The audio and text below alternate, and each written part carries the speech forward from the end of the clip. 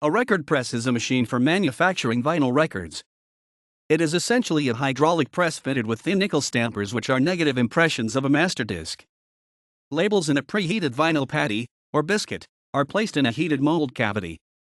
2 stampers are used, one for each side of the disc.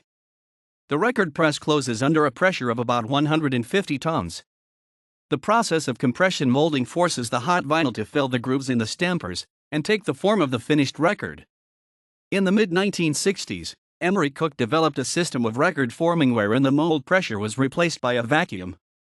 In this technique, the mold cavity was evacuated and vinyl was introduced in microparticle form.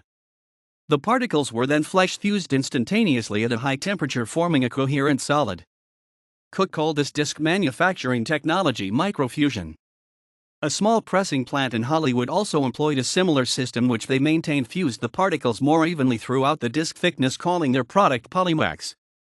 Both claimed the resultant disc grooves exhibited less surface noise and greater resistance to deformation from stylus tip inertia than convention pressure molded vinyl discs.